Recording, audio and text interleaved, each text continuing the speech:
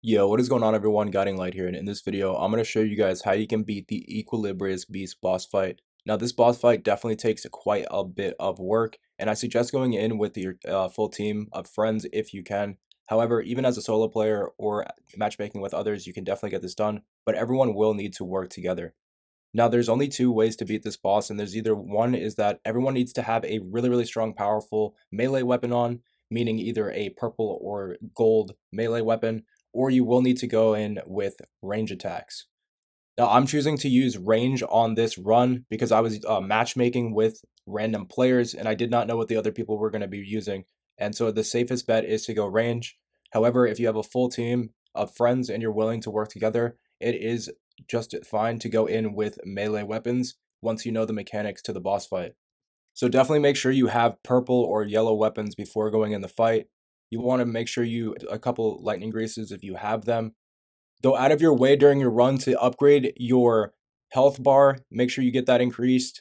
And then once you get here, make sure you have a purple stone ready so that if you have a bow, you can make sure that is at least a purple bow. Now, if you guys are going in with the melee strategy here, make sure you also have purple weapons for this. I'm going to actually be dropping this for my teammate as I'm running more of a range-based character. But as you can see here, I am running this bow, full moon crossbow, but I'm going to upgrade that to purple. And then I also dropped the short bow for my other teammates in case they needed it. Now, my teammates were using melee attacks, and it's fine, but you have to really be on top of the boss when running melee. Also, be sure to utilize all these extra items. There's items that will reset your mana for you. There's items that will heal your teammates, and so you don't want to go in with an empty inventory. It's better to have extra stuff with you. On top of that, guys, you can bring in the lightning grease. It's going to help deal extra damage with your weapons when it's time to damage the boss. So here's everything that me and my teammates went in with. We were all level 15. We had 7 of the flasks and we had a ton of extra cash left over. So I went in with a purple bow and a purple sword. My teammate went in with a purple sword, and then my other teammate also went in with that purple hammer he's running around with, but he also had the crossbow as a backup. Now it seemed like these two were playing together because they had a strategy in mind before going in that they were both going to pile a boss with their melee weapons. Now this is great, and the reason why I'm running Revenant is because this boss is very aggressive, so I'm able to create extra targets with my ghost and deviate some of the attention from the boss away from my teammates and myself. Now, before going in the boss fight, you're going to have the choice to actually make a deal with the boss to get better upgrades along the way. I find it best to actually refuse all the deals with this character because every deal that he offers you also takes something away. And because the boss is so difficult and based on so many different mechanics, I genuinely just think it's best to go in with what you already had before coming in here and not risk getting deranked or by getting debuffed by most of the things that this guy offers you. Now, because this boss's attacks are so strong, that is why I choose to play range on this boss. As you can see, both my teammates are going in with melee attacks, and they're doing tons and tons of damage, which is great.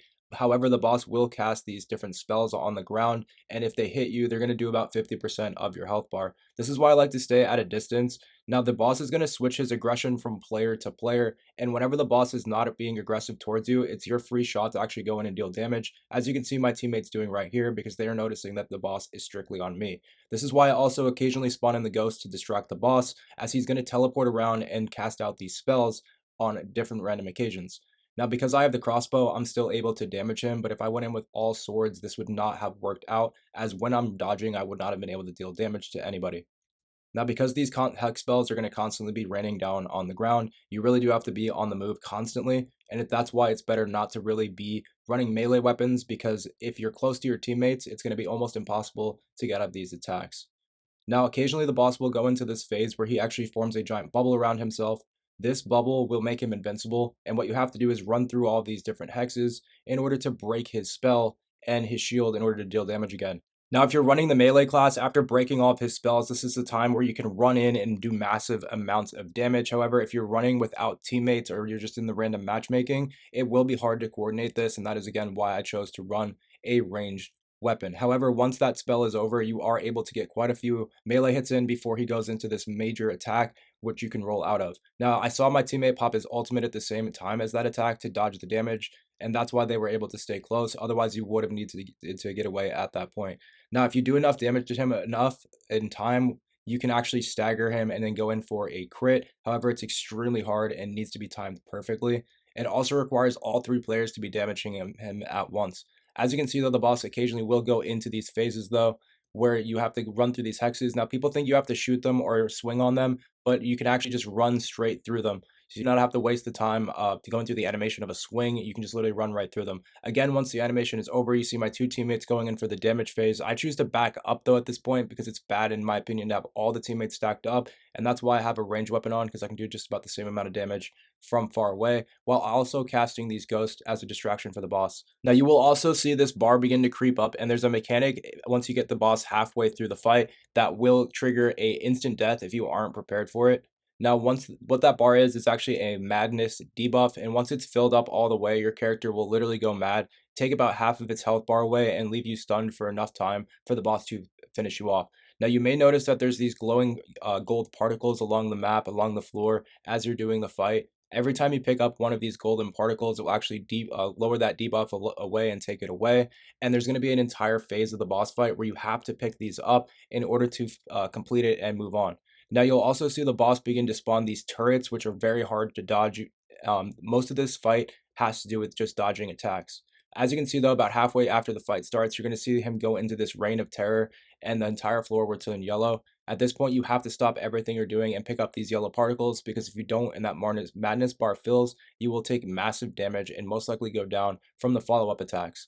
Now, once it's over though, once any of his major attacks are over, it is a great time to go in and deal damage, but just remember to stay on the move, as there are going to be all these different hexes which appear on the ground, and the boss will teleport around dealing damage.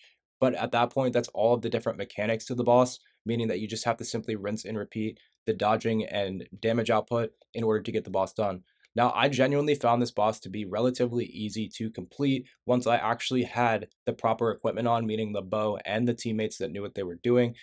Now, I took about 15 tries to get this one done, and every time I would get the boss almost complete, we would die because certain teammates just did not know the mechanics. So I genuinely believe once the mechanics are understood and you're prepared to dodge most of the enemy's attacks, it's actually quite the easy fight. I only used 3 flasks during the entire fight, and I only really got hit like maybe 2 or 3 times. Running Revenant definitely helps a little bit to create an extra distraction for the boss. However, it's definitely not necessary. And as you can see, we were having 2 people get up close while one person had a bow from far away. Actually, kind of did help to keep the boss distracted just enough so that they could deal damage as well, with my ghost distracting as well. So that's about it for this one, guys. Just make sure not to stack up too much. As you can see there, that is kind of the reason why, because if you do and he casts that hex spell, it's literally impossible to roll out of, because the radius of one of the spells will start to creep into the radius of your teammates, and it actually makes the spell impossible to get out of. So you want to make sure you're always at least far enough away so that doesn't happen. That's about it for this fight though, guys. That should get you guys through it. Hopefully it helps you out, and I will catch you in the next one.